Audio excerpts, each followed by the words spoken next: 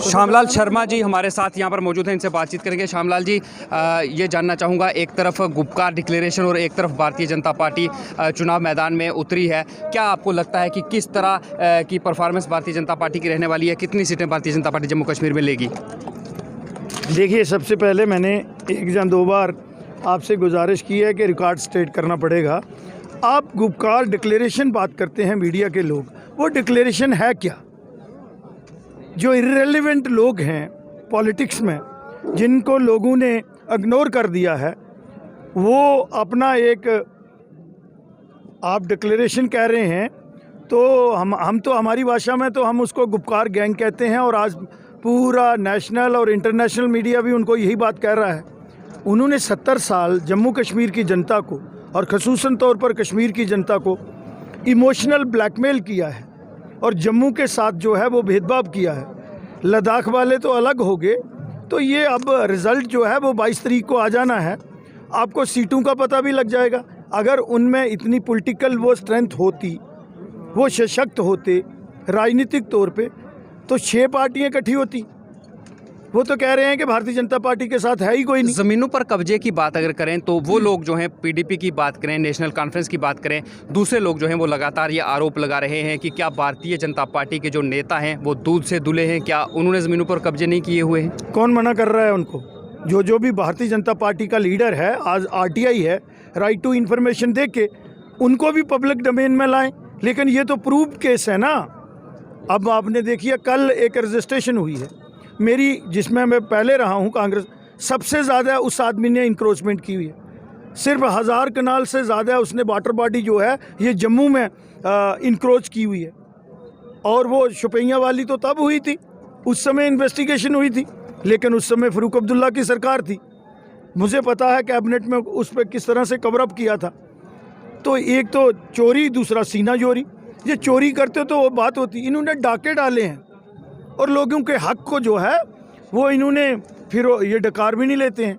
तो इसलिए ये हम तो कहते हैं सर, ये ग्राउंड ज़मीनी सतह के चुनाव हैं, आप काफ़ी दिनों से हम देख रहे हैं कि जगह जगह जा रहे हैं, ग्राउंड पर आप जा रहे हैं। और एक अहम मुद्दा सर, पिछले काफ़ी लंबे समय से जब आप कांग्रेस में थे, जिस श्यामलाल को दुनिया जानती है, जिस श्यामलाल को हम जानते हैं, अपने लोगों के लिए श्यामलाल अपनी ही पार्टी के खिलाफ भी बयान दे सकते हैं, उसके खिलाफ भी जा सकते हैं। जब आप कांग्रेस में थे, ये डेली विज़र उस समय भी प्रदर्शन कर रहे थे, डेली विज़र्स अब भी प्रदर्शन कर रहे हैं, अभी तक उनके मामले सॉल्व नहीं हुए। जब आप ग्राउंड में जाते हैं, जब हम जाते हैं, हमसे लोग ये सवाल पूछते हैं कि इस तरह के मुद्दे भी इस चुनाव में रहने वाले हैं, उनके लिए आप क्या कहेंगे? देखिए, मेरी आदत नहीं है कि मैं किसी को प्रलोभन दूं, जहां कोई कमिटमेंट करूं। और इस समय मॉडल कोड ऑफ कंडक्ट भी है, एक सिद्धांत।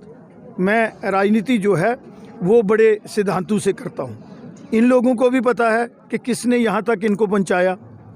मुझे 2 साल मिले, मुझे खुशी है कि वो मैंने 23,711 पीएचई इरीगेशन फ्लड कंट्रोल में, जिसमें 16,071 जो हैं वो पीएचई के लोग हैं।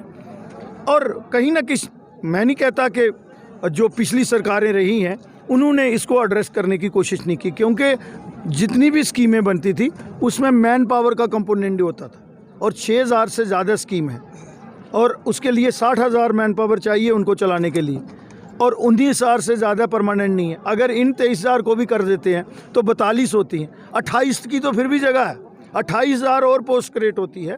पिछले दिनों मैं गवर्नर साहब को मिला था, इनसे पहले भी बोरा साहब को, और उन्होंने एक्सपेडाइट किया है और 450 वो कर रहे थे फेस मैनर में। अब कहीं ना कहीं ये ऑफिसर जो हैं ब्यूरोक्रेट या टेक्नोक्रेट, और जो प्रीवियस सरकार थी वो हमारी हो दूसरी, उनसे भी ये मिस हैंडल हुआ है। तो अब गवर्नर साहब के संज्ञान में आ गया है। पहले दिन मैं मिल के आया हूँ, दूसरे दिन मेरे पार्टी के अध्यक्ष रैना जी और जुगल किशोर जी भी मिले हैं। अब मेरी पार्टी ने भी वो उस चीज़ को, सबको हमने बैठ के उस पर काम किया। मैंने कहा ये बात है। तो मुझे लगता है, मैं ये नहीं कहता कि इनको इमीडिएटली हम रेगुलाइज कर देंगे, लेकिन ये आश्वासन हमें गवर्नर साहब ने दिया है कि मिनिमम बेसिस पे पहले मैं इनको लाता हूँ। और मैंने उस समय, हालांकि मुझे सहयोग नहीं मिला था जो मेरे कैबिनेट कोलीग थे उनसे, 6 बार मैंने कैबिनेट मीमो इनका लगाया है और वो वहाँ से टर्न हो जाता था, क्योंकि मंत्री जवाब नहीं देते थे। उसमें सबसे ज़्यादा जम्मू के हैं, क्योंकि 11,000 उन्होंने परमानेंट लगा लिया है पीएचई में। जो 19,000 है उसमें 11,000 उन्होंने, और हमारे लगे थे 855। तो अब पार्टी को मैंने उसके बारे में ब्रीफिंग की और गवर्नर साहब को भी वो इन राइटिंग में जो मैंने फ़ाइल तैयार की है वो दे के आए हैं। उन्होंने ये चीज़ मानी है कि हम इनको पहले मिनिमम बेसिस पे लेते हैं और फिर फेस मैनर में इनको रेगुलाइज करेंगे। सर, भारतीय जनता पार्टी की बात करें तो जो डीडीसी चुनाव में टिकटें बांटी गई हैं उसको लेकर ऐसा सुनने में आ रहा है कि भारतीय जनता पार्टी के अंदर फूट है। इस पर आप क्या कहेंगे कि भारतीय जनता पार्टी एक ही है या ये खबर सच है? मुझे नहीं लगता है कि इसमें कोई सदाकत है। बहुत बड़ा परिवार है भारतीय जनता पार्टी का, 18 करोड़ से ऊपर इसकी मेंबरशिप और वोटर है, दुनिया की सबसे बड़ी पार्टी है। इधर हम दो हमारे दो में अगर आप देखेंगे तो मियाँ बीबी में भी वो तकरार होता है और होना चाहिए, उससे प्यार बढ़ता है। डिफरेंस ऑफ ओपिनियन इसको कहते हैं राजनीति में। विचारधारा अलग नहीं होनी चाहिए, ठीक है ना।